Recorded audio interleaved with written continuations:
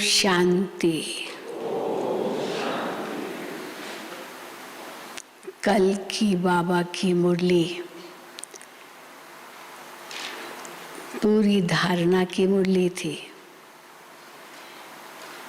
कितनी बातें बाबा ने हमें धारण करने लिए बताई और सावधान भी किया। और आज की बाबा की मुरली ज्ञान के कई गुह्य रहस्यों से भरी हुई है। शिव बाबा रचयिता है, तो उनकी रचना का भेद केवल वो ही बता सकते हैं। तो आज बाबा ने कहा कि मैं केवल तुम बच्चों को ही ये बताता हूँ और कोई जानते ही नहीं है क्या है परमात्मा की रचना के भेद। विद्वान पंडित वो भी नहीं जानते, चाहे कितने भी पढ़े लिखे हो, कितने भी शास्त्र पढ़े हुए हो, वो भी नहीं जानते हैं। तो आज बाबा ने उस रूप से भी नशा चढ़ाया है। और फिर बाबा ने ये भी कहा है कि ये इतने गहरे गुह्य राज हैं ज्ञान के, ये केवल बस सुनने के लिए नहीं है, ये दूसरों को सुनाना भी है। पर सुनाएंगे तब जब नोट करेंगे, क्योंकि ये नया ज्ञान है और बड़ा पेचीदा है ना। पेचीदा होता है ना, स्लिपरी। बाबा कई बार कहते हैं जैसे मर्क्यूरी होती है ना, तो वो मर्क्यूरी जो होती है वो खिसकती है, आप उसको पकड़ने की कोशिश करो ना, पकड़ नहीं सकेंगे। हम लोग कॉलेज में थे तो मर्क्यूरी के ऊपर टेस्ट करते थे, तो पकड़ ही नहीं पाते थे। पारा होता है, पारा। तो ये ज्ञान भी कैसा है, उस पारे की तरह, इसलिए भूल जाते हैं। और बातें, दुनिया की बातें तो भूलेंगे नहीं, लेकिन ये आज जो सुबह मुरली सुनी, थोड़ी देर के बाद पूछो तो भूल गए। ऐसे नहीं कि एक कान से निकाल दूसरे से, एक कान से डाल दूसरे से निकल गई, है अंदर ही, लेकिन भूल गई। तो भूल गई क्यों? क्योंकि नई बातें हैं। पुरानी बातें तो बहुत याद रहती है, वो तो भूलती नहीं है, पर नई बातें भूल जाती है। तो आज बाबा ने कहा नोट करो, फिर उसको बीच बीच में रिवाइज करो, तब दूसरों को आप अच्छी तरह से सुना सकेंगे। तो सुनेंगे बाबा के महावाक्य। और आज बाबा ने प्रतिज्ञाएं भी बहुत कराई है। क्या क्या प्रतिज्ञाएं कराई है वो भी एक लिस्ट है। हम सब ने ज़रूर की है वो प्रतिज्ञा बाबा से, जैसे ही हम बाबा के बने। कुछ तो प्रतिज्ञाएं भक्ति मार्ग में भी की, आप आएंगे तो हम क्या करेंगे, और बाबा के बने तो भी प्रतिज्ञाएं की, तो बाबा वो भी याद दिलाते हैं। और बार बार वो प्रतिज्ञाएं भी रिवाइज करो, जैसे ज्ञान की पॉइंट्स रिवाइज करनी है, वैसे वो प्रतिज्ञाएं भी रिवाइज करनी, वो भी भूल जाती है। तो सुनेंगे बाबा के महावाक्य। आज पहली अप्रैल 2022 है। मीठे बच्चे, सदगति में जाना है तो बाप से प्रतिज्ञा करो कि बाबा हम आपको ही याद करते रहेंगे। सदगति में जाना है तो बाप से प्रतिज्ञा करो कि बाबा हम आपको ही याद करते रहेंगे। प्रश्न है, किस पुरुषार्थ के आधार पर सतयुगी जन्म सिद्ध अधिकार प्राप्त होता है? इसे तो बाबा कहते हैं मुक्ति, जीवन मुक्ति आपका जन्म सिद्ध अधिकार है, परंतु ये जन्म सिद्ध अधिकार लेने के लिए भी पुरुषार्थ तो है ना। तो किस पुरुषार्थ के आधार पर सतयुगी जन्म सिद्ध अधिकार प्राप्त होता है? उत्तर है क्या पुरुषार्थ होगा? अभी पूरा बेगर बनने का पुरुषार्थ करो। मेरा कुछ भी नहीं है, अभी पूरा बेगर बनने का पुरुषार्थ करो। पुरानी दुनिया से ममत्व मिटाकर जब पूरे बेगर बनेंगे तब ही सतयुगी जन्म सिद्ध अधिकार प्राप्त होगा। बाबा कहते हैं हाँ बेगर बनो, माना छोड़ने दो, सन्यासी नहीं है हम, लेकिन बाबा कहते हैं मीठे बच्चे ट्रस्टी बनो। बेगर भी बनो, ट्रस्टी भी बनो, छोड़ो भी कुछ नहीं और उसमें ममत्व भी नहीं रखो। मीठे बच्चे अब ट्रस्टी बनो। पुरानी कीचड़ पट्टी जो कुछ है सब ट्रांसफर करो। बाप और वर्षे को याद करो तो तुम स्वर्ग में आ जाएंगे। विनाश सामने खड़ा है, इसलिए अब पुरानी बैगेज समेट लो। बस जाना है, समेट लो। बाबा कहते हैं पुरानी बैगेज। गीत है, भोलेनाथ से निराला कोई और नहीं। ओम शांति। तुम हो स्टूडेंट, सवेरे सवेरे स्टूडेंट होके बैठते हैं ना मुरली सुनने। तुम हो स्टूडेंट, ऊंच से ऊंच नॉलेजफुल बाप तुमको पढ़ाते हैं तो नोट्स ज़रूर लेनी चाहिए। ब्राह्मणों का ये कर्तव्य होता है। ब्राह्मण के लिए क्या कहते हैं? कच्छ में कुरम, माना अपने बगल में बाहों में किताब ज़रूर होगी, कुछ न कुछ शास्त्र होगा, कुछ न कुछ ज़रूर होगा। ऐसे ही नहीं हाथ खाली घूमते हैं, वो किताब ज़रूर होती है, लिखते भी हैं, पढ़ते भी हैं। तो बाबा कहते हैं ऊंच से ऊंच नॉलेजफुल बाप तुमको पढ़ाते हैं तो नोट्स ज़रूर लेनी चाहिए, क्योंकि फिर रिवाइज करना होता है। औरों को समझाने में भी सहज होता है, उनको भी रिवाइज कराएंगे। नहीं तो माया ऐसी है जो बहुत पॉइंट्स भुला देती है। इस समय तुम बच्चों की लड़ाई है माया रावण के साथ। जितना तुम शिव बाबा को याद करेंगे उतना लड़ाई है ना माया के साथ। तो जितना तुम शिव बाबा को याद करेंगे उतना माया भुलाने की कोशिश करेगी। ज्ञान की पॉइंट्स भी भुलाने की कोशिश करेगी। कभी कभी बहुत अच्छी पॉइंट्स याद आएगी, फिर वहाँ की वहाँ गुम हो जाएगी, उसी वक्त गुम हो जाएगी। अच्छी पॉइंट्स सुनते हैं, बहुत अच्छा लगता है, फिर देखो अभी भूल गए, फिर वहाँ की वहाँ गुम हो जाएगी, क्योंकि ये ज्ञान है नया। बाप कहते हैं कल्प पहले भी ये ज्ञान तुम ब्राह्मणों को ही दिया था। ब्राह्मणों को ही अपना बनाते हैं। कैसे बनाते हैं ब्राह्मणों को अपना?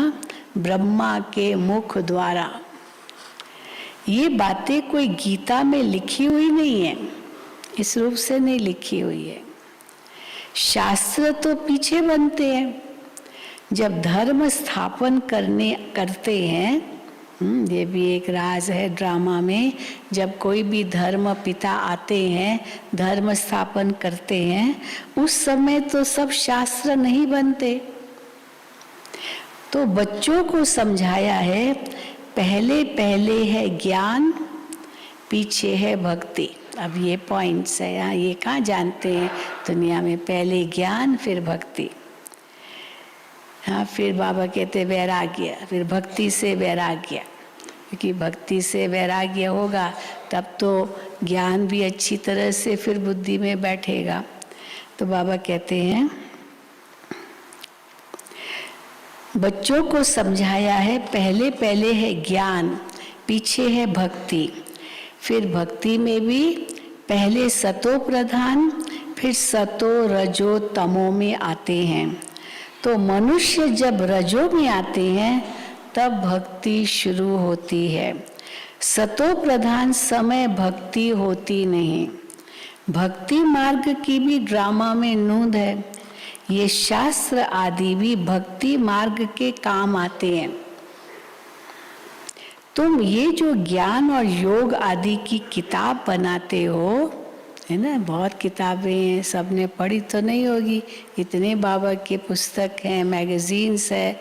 हाँ, कुछ भाई बहनों को बहुत उमंग होता है, बहुत लगन होती है, सब कुछ पढ़ते हैं। मैगजीन तो पूरी पढ़ते हैं। जो मैगजीन पूरी पढ़ते हैं हाथ उठाओ, देखो 2-4। और जो बिल्कुल नहीं पढ़ते हैं वो हाथ उठाओ, वो भी 2-4 देखो। हाँ, बिल्कुल नहीं पढ़ते। ये मैगजीन बाबा के बच्चों के लिए ना कितनी अच्छी अच्छी उसमें अनुभव होते हैं। मैगजीन अपनी ज्ञान अमृत, वर्ल्ड रिन्यूअल कितनी मेहनत से बनाते हैं, आर्टिकल्स डालते हैं अपने बाबा के बच्चे। तो बाबा कहते हैं,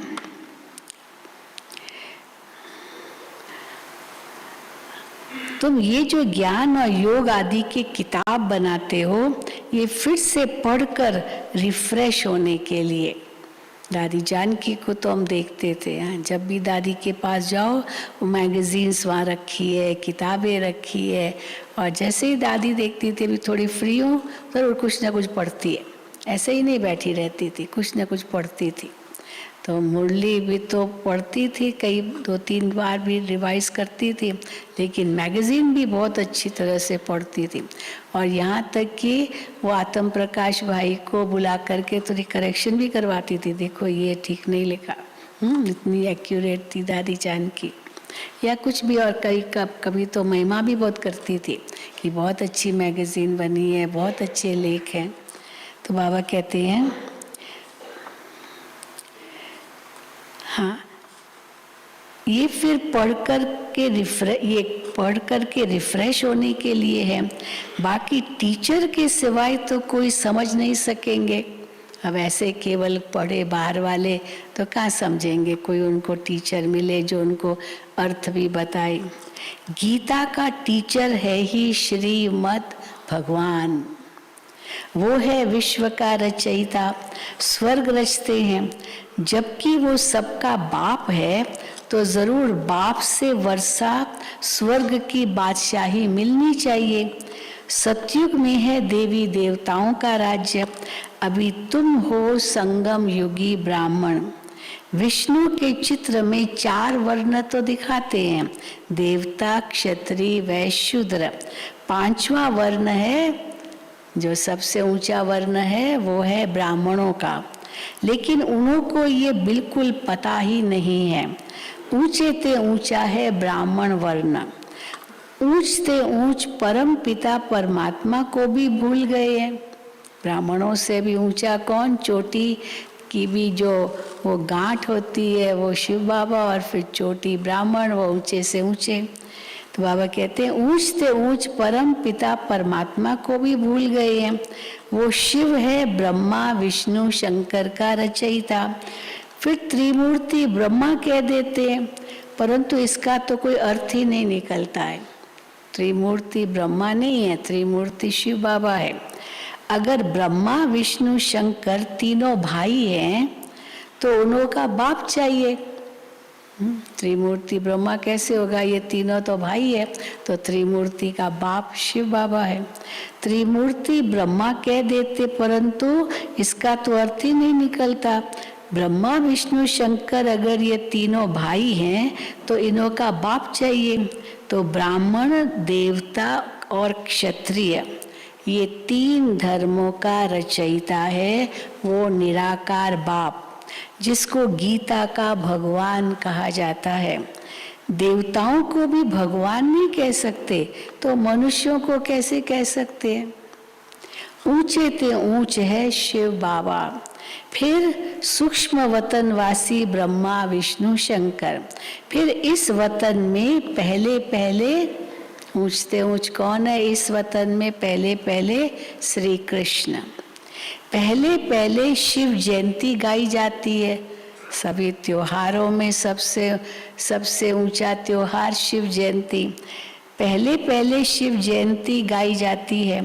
त्रिमूर्ति जयंती कहाँ दिखाते नहीं है, त्रिमूर्ति जयंती कहाँ दिखाते नहीं है, क्योंकि तीनों को जन्म कौन देते हैं? ब्रह्मा विष्णु शंकर। इस प्रकार की तो जयंती दिखाते नहीं है ना। श्री कृष्ण की जयंती दिखाएंगे, चलो शिव बाबा की रात्रि कहते हैं, जयंती है, अवतार लेते हैं, पर ब्रह्मा विष्णु शंकर की क्या जयंती, कहाँ जयंती दिखाते? क्योंकि तीनों को जन्म कौन देते हैं ये कोई को पता नहीं। तो जब शिव बाबा की जयंती होती है तो ब्रह्मा विष्णु शंकर भी साथ में जन्म लेते ना, ऐसे ही कहेंगे। फिर हम बच्चे भी, ब्राह्मण भी सब साथ में जन्म लेते हैं, तो कितनों की जयंती हो जाती है एक साथ। फिर स्वर्ग की भी जयंती बाबा कहते, गीता की भी जयंती, सबकी जयंती शिव बाबा की जयंती के साथ साथ। तो बाबा कहते हैं क्योंकि तीनों को जन्म कौन देते हैं ये कोई को पता नहीं है, ये बाप ही आकर के बतलाते हैं।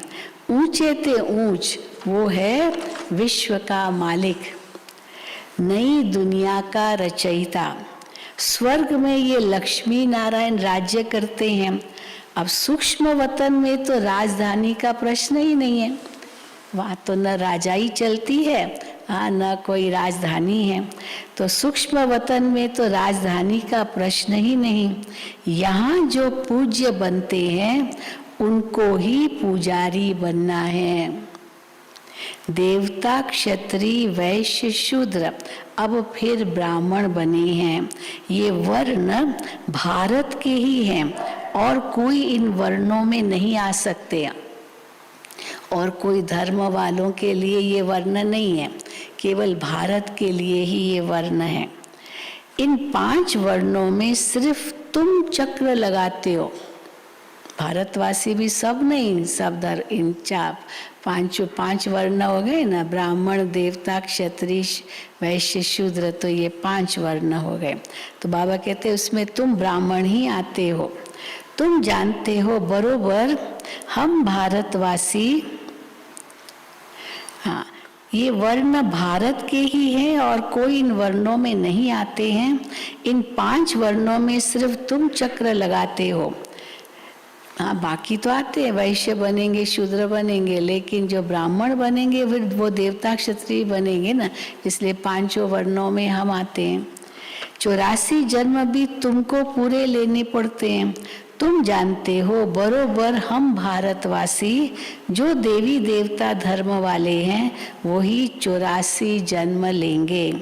ये ज्ञान का तीसरा नेत्र भी सिर्फ तुम ब्राह्मणों का ही खुलता है। क्या क्या हम ब्राह्मणों का ही है, ब्राह्मणों को ही है, बाबा बताते हैं ये ज्ञान का तीसरा नेत्र सिर्फ तुम ब्राह्मणों का ही खुलता है। फिर ये ज्ञान ही प्राय लोप हो जाता है। फिर गीता शास्त्र कहाँ से आया? गीता शास्त्र कहाँ से आया? भगवान ने ज्ञान दिया और ज्ञान की प्रालब्ध मिल गई, ज्ञान की तो फिर दरकार ही नहीं, तो शास्त्र कहाँ से आया? तो बाबा कहते हैं फिर गीता शास्त्र कहाँ से आया?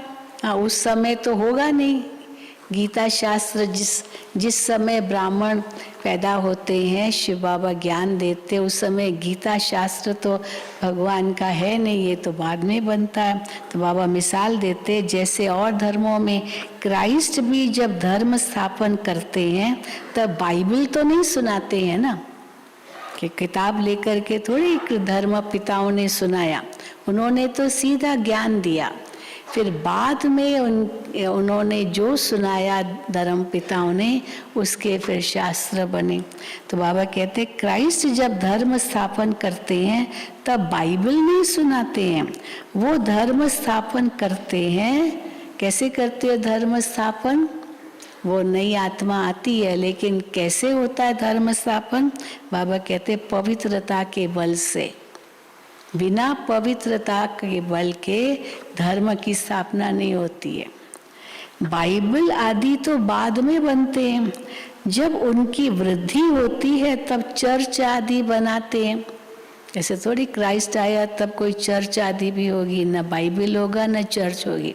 ये तो बाद में चर्च भी बनती है तो बाइबल भी बनता है। तो बाबा कहते हैं जब उनकी वृद्धि होती है तब चर्च आदि बनाते हैं।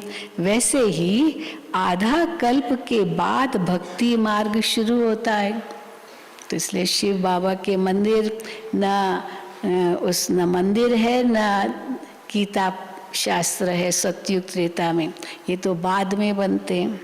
तो बाबा कहते हैं वैसे ही आधा कल्प के बाद भक्ति मार्ग शुरू होता है। पहले होती है अव्यभिचारी भक्ति एक की, फिर ब्रह्मा विष्णु शंकर की। नंबरवार भक्ति भी शुरू होती है। पहले एक अव्यभिचारी भक्ति शिव की, फिर ब्रह्मा विष्णु शंकर की।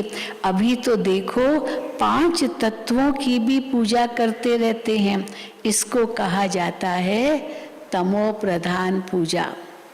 बाबा कहते हैं भूत पूजा, वो भी होनी ही है जरूर कलयुग अंत में। भक्ति मार्ग में शास्त्र भी चाहिए।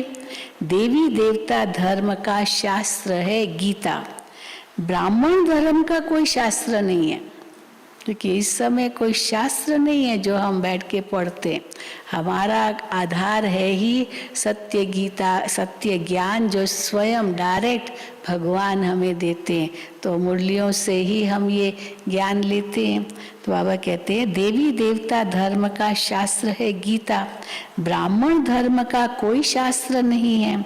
अब महाभारत लड़ाई का भी वृत्तांत गीता में है, बहुत वर्णन है गीता में भी महाभारत लड़ाई का। गाया हुआ है रुद्र ज्ञान यज्ञ से विनाश ज्वाला निकली। ये गीता के महावाक्य, रुद्र ज्ञान यज्ञ से विनाश ज्वाला निकली। हाँ, उसमें आता है ना ये पांडव कौरव यादव क्या करत भय, ये क्या करत भय विनाश काले विपरीत बुद्धि, ये सब गीता के अंदर है। तो बाबा कहते हैं गाया हुआ है रुद्र ज्ञान यज्ञ से विनाश ज्वाला निकली। जरूर जब विनाश हो तब तो सतयुगी राजधानी स्थापन हो। तो भगवान ने ये यज्ञ रचा है, इसको रुद्र ज्ञान यज्ञ कहा जाता है। ज्ञान भी शिव बाबा ही देते हैं। भारत का शास्त्र वास्तव में एक ही है, एक ही है, केवल गीता मेन भारत का ये शास्त्र है। जैसे क्राइस्ट का एक बाइबल है, उसकी जीवन कहानी को ज्ञान नहीं कहा जाता है। बाइबल ज्ञान का पुस्तक है। तो ऐसे नहीं जो उसने क्राइस्ट ने जो कुछ किया वो फर्स्ट टेस्टामेंट ये में बहुत दिखाते हैं, लेकिन ज्ञान का जो पुस्तक है वो तो बाइबल है, जो उसने बोला उच्चारण किए महावाक्य। उसकी जीवन कहानी को ज्ञान नहीं कहा जाता है। तो हमारा भी क्या है, ज्ञान जो भगवान देते हैं उसका है नाम या गीता, लेकिन जो चरित्र है वो फिर श्री कृष्ण को दे दिए और फिर वो भागवत बना दिया। तो भागवत कोई ज्ञान का शास्त्र नहीं है, ज्ञान का शास्त्र गीता है। तो बाबा कहते हैं जैसे क्राइस्ट का बाइबल है, उसकी जीवन कहानी को ज्ञान नहीं कहा जाता है। अपना है ज्ञान से मतलब, ज्ञान देने वाला भी एक है, वही मालिक है विश्व का, बल्कि उसको ब्रह्मांड का मालिक कहा जाएगा। अब बाबा एक तरफ कहते हैं सारे विश्व का मालिक है, तीनों लोकों का कई बार कहते हैं, पर बाबा कहते नहीं, वो तो केवल ब्रह्मांड का मालिक है, क्योंकि इस सृष्टि पर तो राज्य करते नहीं है, बल्कि उसको ब्रह्मांड का मालिक कहा जाएगा, परम धाम का मालिक। सृष्टि का मालिक तो वो नहीं बनते हैं, तुम बच्चे सृष्टि का भी मालिक बनते हो। तो बाबा कहते हैं हम ब्रह्मांड के मालिक जरूर हैं, शिव बाबा ब्रह्मांड का ब्रह्मलोक का मालिक है।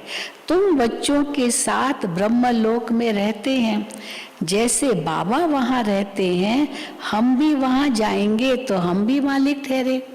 अब ये ब्रह्मा बाबा कहते हैं कि शिव बाबा तो मालिक है ही है, फिर हम जब जाएंगे ब्रह्मलोक में फिर हम भी मालिक होंगे। अब बाप कहते हैं तुम सब आत्माएं मेरे साथ ब्रह्मांड में रहती हो, तुम तो हम भी और तुम भी। अब ये शिव बाबा कहते हैं हम भी और तुम भी ब्रह्मांड के मालिक हैं, परंतु तुम्हारा पद मेरे से ऊंचा है। ये कौन कहते? शिव बाबा कहते, तुम्हारा पद मेरे से ऊंचा है। कैसे? तुम महाराजा महारानी बनते हो, तुम ही पूज्य से फिर पुजारी बनते हो, तुम पतितों को मैं आकर फिर पावन बनाता हूँ। मैं तो जन्म मरण रहित हूँ, फिर साधारण तन का आधार ले सृष्टि के आदि मध्य अंत का राज तुमको बताता हूँ। ऐसा कोई भी विद्वान पंडित नहीं जो ब्रह्मांड, सूक्ष्म वतन और सृष्टि चक्र के राज को जानता हो, सिवाय तुम बच्चों के। नशा रहे, सिवाय हम बच्चों के कोई भी नहीं जानता तीनों लोकों का राज, तीनों कालों का राज। तुम जानते हो ज्ञान का सागर, पवित्रता का सागर तो परम पिता परमात्मा ही है। उनकी महिमा गाई ही तब जाती है, कब गाई जाती है उनकी महिमा? जबकि वो हमको ज्ञान देते हैं। ज्ञान अगर वो हमको न देवे तो उनकी फिर महिमा कौन गाए? हाँ, महिमा तो तब होती जब कोई कर्तव्य करते हैं। तो बाबा कहते हैं अगर ज्ञान नहीं दे तो महिमा कैसे गाई जाए? वो एक ही बार आकर बच्चों को वर्षा देते हैं 21 जन्मों के लिए। 21 जन्मों की लिमिट है। कई कहते हैं ना, क्यों 21 जन्म ही क्यों? सारे 84 जन्म क्यों नहीं हमको वर्षा मिलता है? बाबा कहते हैं नहीं, 21 जन्म की लिमिट है। ऐसे नहीं कि सदैव के लिए देते हैं। 21 पीढ़ी का गायन है ना, तो 21 पीढ़ी का भी बाबा अर्थ बताते। क्या है 21 पीढ़ी? 21 पीढ़ी अर्थात 21 बुढ़ापे तक ये वर्षा चलेगा, जब बीच में कोई नहीं शरीर छोड़ेगा। पीढ़ी बुढ़ापे को कहा जाता है। 21 पीढ़ी तुमको राज्य भाग्य मिलता है।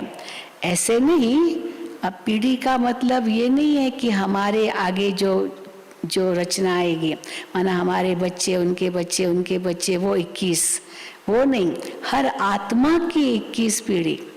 तो वो तो कहते कन्या वो जो 21 कुल का उद्धार करे, 21 पीढ़ी का उद्धार करे, माना उसके पीछे जो उसकी पीढ़ियां आएगी उनका उद्धार। लेकिन कोई भी अपनी आगे की पीढ़ियों का थोड़ी उद्धार कर सकता है, वो अपना ही उद्धार कर सकता है। इसलिए 21 पीढ़ी का उद्धार माना हम आत्मा जो इस समय करेंगे 21 पीढ़ी हम ही वो प्रारब्ध पाएंगे। तो बाबा कहते हैं पीढ़ी तुमको 21 पीढ़ी तुमको राज्य भाग्य मिलता है। ऐसे नहीं कि एक के पिछाड़ी 21 कुल का उद्धार हो जाएगा। ये तो समझाया है कि इस राजयोग से तुम राजाओं का राजा बन जाते हो, फिर वहाँ ज्ञान की दरकारी नहीं रहती, वहाँ तुम सद्गति में हो। ज्ञान तो उनको चाहिए, वहाँ तो सद्गति में हो, ज्ञान हमको अभी मिलता है। क्यों? बाबा कहते ज्ञान उनको चाहिए जो दुर्गति में हो। हम तो दुर्गति में थे ना, तभी तो बाबा ने ज्ञान दिया। ज्ञान उनको चाहिए जो दुर्गति में हो। अभी तुम सद्गति में जाते हो, दुर्गति में किसने लाया? माया रावण ने। अब सद्गति में जाना है तो बाप का बनना पड़े, प्रतिज्ञा करनी पड़े। अब देखो याद कराते बाबा प्रतिज्ञा। बाबा हम आपको सदैव याद करते रहेंगे। ये रोज प्रतिज्ञा अपने से करो, बाबा हम आपको सदैव याद करते रहेंगे। देह का अभिमान छोड़ हम देही हो रहेंगे। ग्रस्त व्यवहार में रहते हम पवित्र रहेंगे। ये प्रतिज्ञा करो रोज अपने से। मनुष्य कहते ये कैसे होगा? अब हम प्रतिज्ञा करते हैं, जब ये बात हम अगर औरों को सुनाएंगे वो कहते ऐसे कैसे होगा? अरे हाँ, बाबा क्या कहते? अरे हम प्रतिज्ञा करते हैं तो लोगों को आश्चर्य होता है, और बाबा को फिर दूसरा आश्चर्य क्या होता है? अरे कहते हैं, अरे बाप कहते हैं इस अंतिम जन्म में पवित्र बन मेरे साथ योग लगाओ तो जरूर तुम्हारे विकर्म विनाश होंगे, और चक्र को याद करेंगे तो तुम चक्रवर्ती राजा बनेंगे। ये कैसे होगा, ऐसे ही कह देते लोग, उनको पता ही नहीं है कि इसमें फ़ायदा क्या है। इसलिए बाबा फ़ायदा बताते कि अगर ये प्रतिज्ञा बाबा से करते हो तो क्या लाभ मिलेगा आपको। तो बाबा कहते, अरे बाप कहते हैं इस अंतिम जन्म में पवित्र बन मेरे साथ योग लगाओ तो ज़रूर तुम्हारे विकर्म विनाश होंगे और चक्र को याद करने से तुम चक्रवर्ती राजा बनेंगे। बाप से ज़रूर स्वर्ग का वर्षा मिलेगा। डीटी वर्ल्ड सॉवरेंटी तुम्हारा जन्म सिद्ध अधिकार है, सो तुम पा रहे हो। फिर जितना जो प्रतिज्ञा करते हैं और बाप के साथ मददगार बनते हैं, डैश डैश डैश, उस अनुसार वो जो अधिकार है वो प्राप्त करते हैं। ये तो तुम जानते हो विनाश सामने खड़ा है। नेचुरल कैलेमिटीज भी आई की आई नेचुरल कैलेमिटीज। इसलिए बाबा कहते हैं अपने पुराने बैगेज आदि सब ट्रांसफर कर दो। तुम ट्रस्टी बन जाओ, ट्रांसफर कर दो माना दे नहीं दो, ट्रस्टी बन जाओ। बाबा शराफ भी है, शराफ होता है ना, मट्टा सट्टा करता है, किसी को धन चाहिए तो उसके बाद जो सोना है वो गिरवी रखते हैं, फिर उसको देते हैं, फिर वो वापस करता है। तो बाबा कहते हैं मट्टा सट्टा करते हैं ना। मनुष्य मरते हैं तो सारी कीचड़ पट्टी करनी घोर को दे देते हैं। जिसने शरीर छोड़ा उसका सारा सामान सब ब्राह्मण को देते, वो अलग ही होते करनी घोर, उनको देते, क्योंकि वो समझते कि भाई इनका सामान यहाँ रखेंगे तो वैसे भूत बन के ना आ जाए। ऐसे भी होता है, कई बहुत डरते हैं कि एक चीज़ भी नहीं रखेंगे, और कईयों को बहुत याद आती है तो आप वो आते हैं, कहते हैं बहन जी बहुत उनकी याद आती है, तो हम उनको कहते हैं कि याद मत करो। फिर कहते हैं वो उनका फ़ोटो देखते हैं तो याद आता है, तो हम कहते हैं फ़ोटो भी निकालो। अगर बहुत सताती है याद, उनकी चीज़ें देखते हैं बहुत सताती है, रोते रहते हैं, तो उनकी एक चीज़ भी मत रखो। वो रोते इसलिए हो क्योंकि वो देखते हो, तो फिर वो आत्मा को दुख होगा, वो तो आत्मा वापस नहीं आएगी। कई अपना अनुभव सुनाते हैं। तो बाबा कहते हैं कि फिर उनको सब दे देना चाहिए, रखना नहीं चाहिए जिसने शरीर छोड़ा। तो बाबा कहते हैं हमारी दादियों को तो याद करते हैं तो खुशी होती है ना, ये थोड़ी है।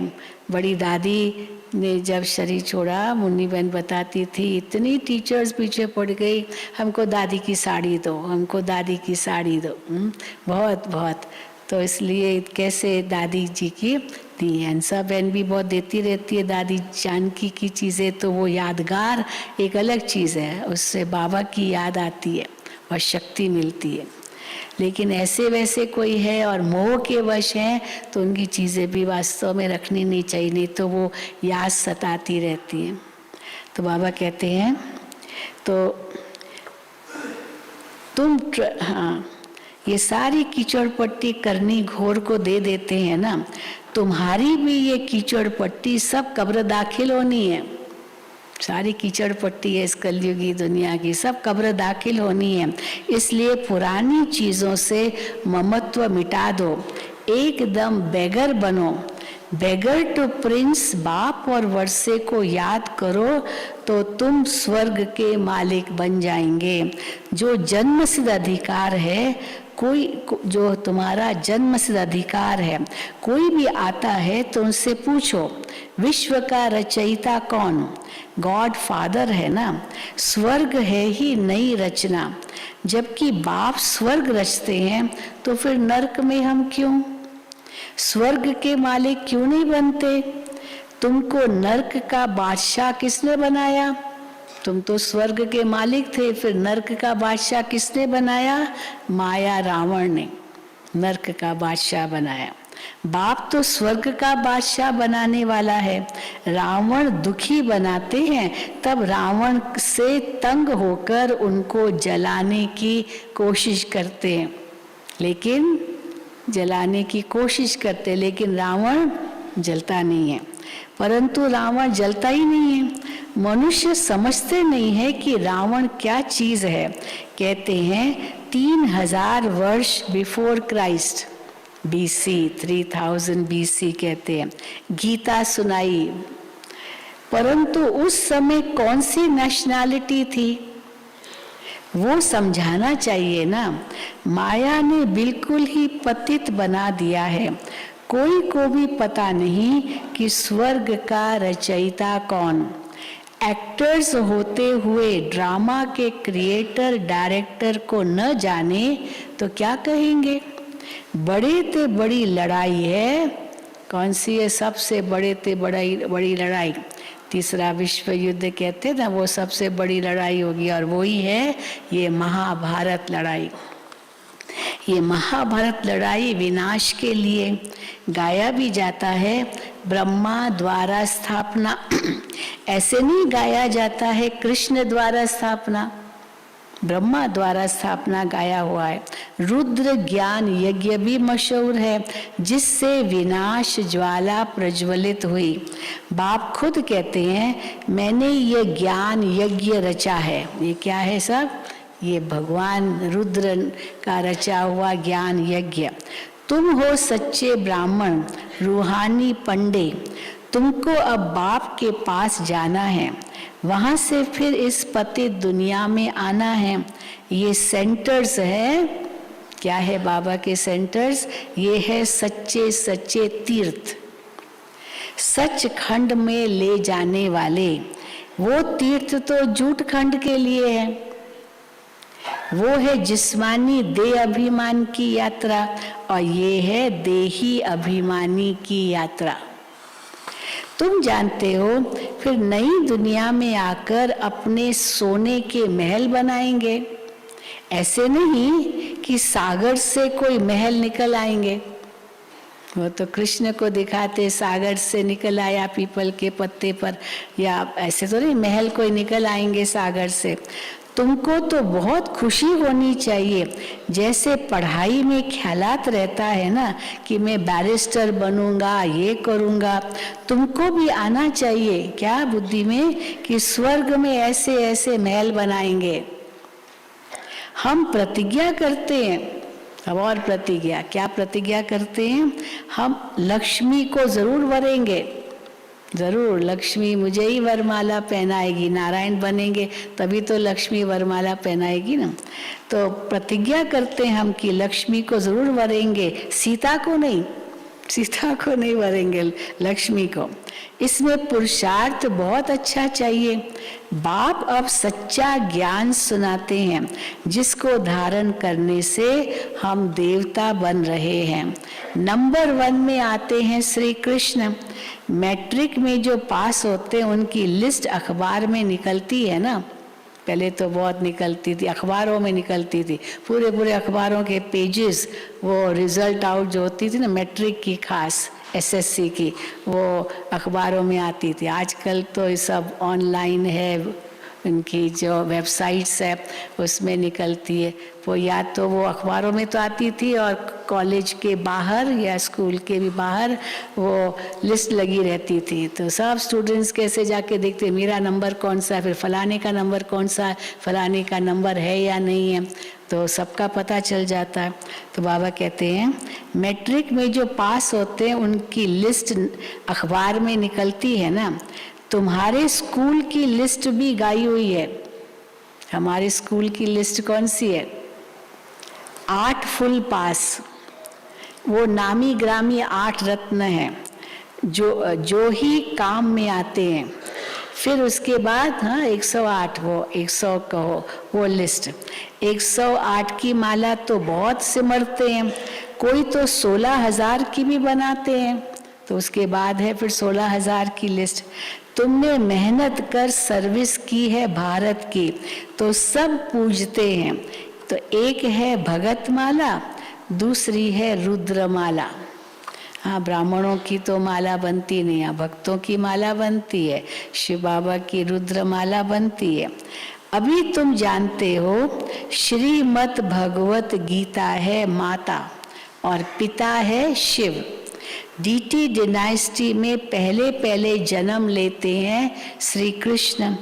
जरूर राधे ने भी जन्म लिया होगा, 2-3 साल के बाद राधे ने जन्म लिया होगा, जरूर राधे ने भी जन्म लिया होगा। और भी तो पास हुए होंगे, ये सारे पास जो डिस्टिंक्शन वालों की लिस्ट है। परम पिता परमात्मा से बेमुख होने कारण सारी दुनिया निधनकी हो गई है। इस समय आपस में सब लड़ते झगड़ते रहते हैं। बाबा सतयुग में ले जाते हैं, फिर वर्तमान दुनिया का भी नज़ारा बताते हैं। तो बाबा कहते हैं आपस में सब लड़ते झगड़ते रहते हैं, कोई धनी धोनी नहीं है। अब तुम्हें सबको बाप का परिचय देना है। अच्छा, मीठे मीठे सिकिल दे बच्चों प्रति माता पिता बाप दादा का याद प्यार और गुड मॉर्निंग। रूहानी बाप की रूहानी बच्चों को नमस्ते। हम रूहानी बच्चों की रूहानी बाप दादा को याद प्यार गुड मॉर्निंग और नमस्ते। धारणा के लिए मुख्य सार।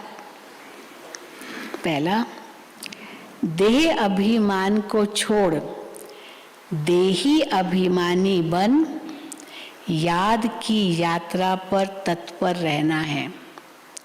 देह अभिमान को छोड़ देही अभिमानी बन याद की यात्रा पर तत्पर रहना है। इस अंतिम जन्म में पवित्र बन बाप का पूरा पूरा मददगार बनना है। दूसरा, पुरानी जो भी चीजें हैं उनसे ममत्व निकाल ट्रस्टी बन बाप और वर्षे को याद कर विश्व का मालिक बनना है। सब एक ही वाक्य में आ गया। पुरानी जो भी चीजें हैं उनसे ममत्व निकाल ट्रस्टी बन बाप और वर्षे को याद कर विश्व का मालिक बनना है। वरदान, सत्यता के साथ सभ्यता पूर्वक बोल और चलन से आगे बढ़ने वाले सफलता मूर्त भव। सत्यता के साथ सभ्यता पूर्वक बोल, है ना। कई कहते हैं सत्य बोलते तो कड़वा लगता है। हाँ, ट्रूथ इज बिटर, कई बार कहते कड़वा होता है सत्य बोलना। लेकिन बाबा कहते आप वो भले सत्य बोलो पर सभ्यता से बोलो। ऐसे नहीं जो आए शब्द अपशब्द वो भी साथ में बोलो। सत्यता के साथ सभ्यता पूर्वक बोल और चलन से आगे बढ़ने वाले सफलता मूर्त भव। सदैव याद रहे कि सत्यता की निशानी है सभ्यता। यदि आप में सत्यता की शक्ति है तो सभ्यता को कभी नहीं छोड़ो। सत्यता को सिद्ध करो लेकिन सभ्यता पूर्वक। सभ्यता की निशानी है सत्य बोलो पर सभ्य शब्द बोलो, तो सभ्यता की निशानी है निर्माण नम्रता, और असभ्यता की निशानी है जिद। मैं जो कहता हूँ वही राइट है ना। तो असफलता, हाँ, ये असभ्यता की निशानी है जिद और सभ्यता की निशानी है निर्माणता। तो जब सभ्यता पूर्वक बोल और चलन हो तब सफलता मिलेगी। यही आगे बढ़ने का साधन है। अगर सत्यता है और सभ्यता नहीं तो सफलता मिल नहीं सकती। स्लोगन, संबंध संपर्क और स्थिति में लाइट रहो, दिनचर्या में नहीं। संबंध संपर्क और स्थिति में लाइट रहो, हल्के रहो, फ्लेक्सिबल, सरल। दिनचर्या में नहीं। हाँ, उठा जब चाहिए उठो, जब चाहिए सो, जब चाहिए खाओ, उसमें बिल्कुल नियमित। दिनचर्या में नहीं। अच्छा, ओम शांति, ओम शांति, ओम शांति। आज तो हमारी भट्टी का ग्रुप जा रहा है। हाँ, सब जा रहे हैं ना, सब हाथ उठाओ।